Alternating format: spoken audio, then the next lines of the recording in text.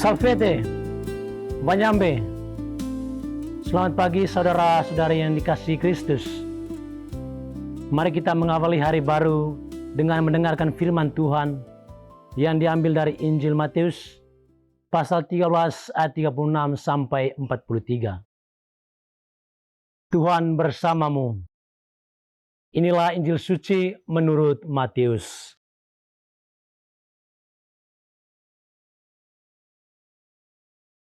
Pada suatu hari, Yesus meninggalkan orang banyak itu, lalu masuk ke rumah. Murid-muridnya datang dan berkata kepadanya, "Jelaskanlah kepada kami perumpamaan tentang lalang di ladang itu." Ia menjawab, "Orang yang menabur benih baik ialah anak manusia. Ladang ialah dunia. Benih yang baik itu anak-anak kerajaan, sedangkan lalang anak-anak si jahat.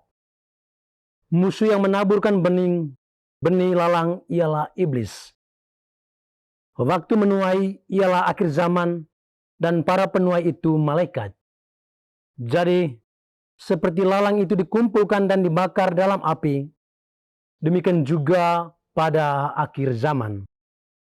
Anak manusia akan menyuruh malaikat-malaikatnya, dan mereka akan mengumpulkan dari dalam kerajaannya segala sesuatu yang menyebabkan orang berbuat dosa, dan semua orang yang melakukan kejahatan, lalu mencapakan mereka ke dalam tungku berapi. Di sanalah akan terdapat ratapan dan kertak gigi. Pada waktu itulah orang-orang benar akan bercahaya seperti matahari dalam kerajaan Bapa mereka. Siapa bertelinga, hendaklah ia mendengar. Demikianlah sabda Tuhan. Saudara-saudari yang dikasihi Kristus, tema kita hari ini adalah waktunya memilih. Penulis Injil Matius hari ini menceritakan penjelasan Yesus kepada para murid mengenai perumpamaan lalang dan gandum. Gandum melambangkan anak-anak kerajaan yang hidup dalam kebenaran, sementara lalang melambangkan anak-anak si jahat yang dipenuhi kejahatan dan penyesatan. Melalui perumpamaan ini, Yesus mau menegaskan bahwa kebaikan dan kejahatan akan tumbuh bersama di dunia sampai akhir zaman, ketika Allah yang Maha Adil datang melakukan penghakiman untuk memisahkan keduanya. Kesadaran akan adanya penghakiman ini menjadi peringatan keras bagi setiap orang agar tidak memilih jalan kejahatan, seperti kisah bangsa Israel dalam kitab Yeremia yang akhirnya meratap memohon belas kasihan akibat kefasikan mereka sendiri. Perumpamaan tentang lalang di tengah gandum sesungguhnya memberikan kekuatan bagi setiap orang beriman untuk tetap teguh di tengah tantangan dunia tanpa harus putus asa.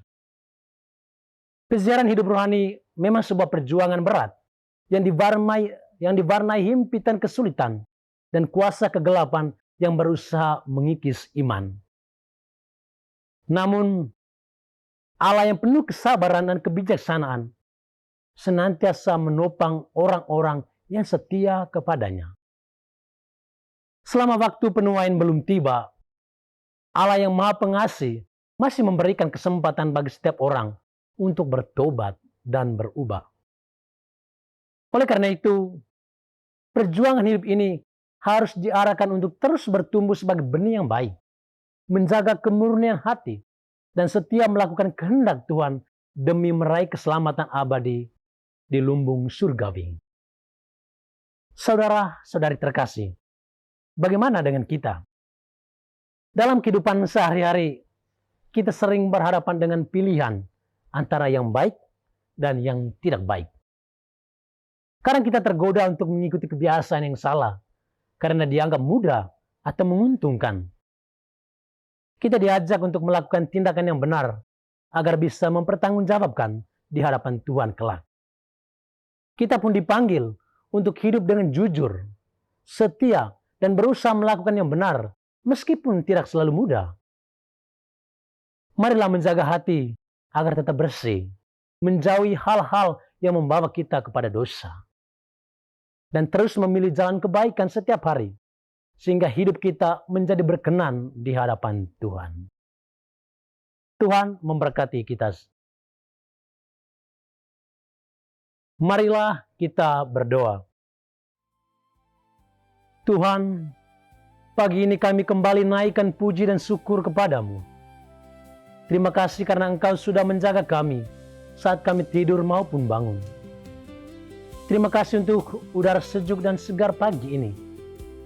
Kami mohon, bukalah mata hati kami, agar kami mampu memandang kemurahan dan karya-Mu.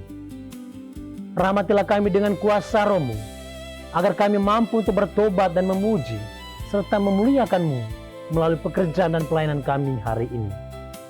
Kristus terang dunia, berkatilah keluarga kami.